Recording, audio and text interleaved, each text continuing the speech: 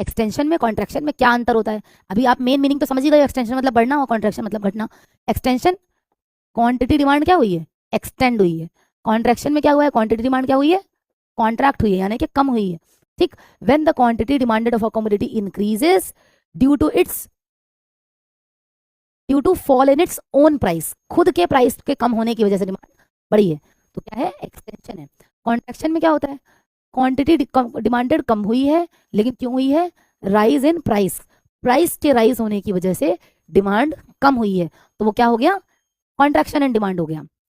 Cause क्या होता है? कॉज मतलब वजह। क्या वजह थी? Fall in own price. यहाँ पे क्या वजह है? Rise in own price.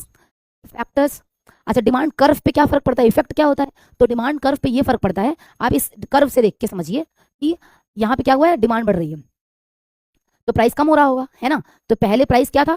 20 rupees था। ठीक, उसके बाद प्राइस क्या हो गया? 15 रुपीज हो गया, तो प्राइस कम हुआ ना? हुआ। यही है डाउनवर्ड स्लोप। क्या हुआ? ये डाउनवर्ड गया। ठीक, अब यहाँ क्या हुआ? अपवर्ड मूवमेंट है। अपवर्ड कैसे है? पहले प्राइस कितना था?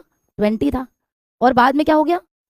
25 हो गया, यानी कि प्राइस क्या हुआ? बढ़ गया।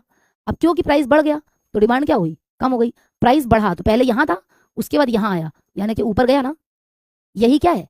यही है अपवर्ड मूवमेंट। ठीक है, तो जब भी आपको कंफ्यूजन हो अपवर्ड एंड डाउनवर्ड मूवमेंट में डिमांड कर्व के, तो आप समझ लो अपवर्ड यानी कि वाई एक्सिस पे हमेशा हम लोग प्राइस दिखाते हैं, तो जब प्राइस ऊपर से नीचे आ रहा है या नीचे से ऊपर आ रहा है तभी अपवर्ड या डाउनवर्ड की बात आएगी।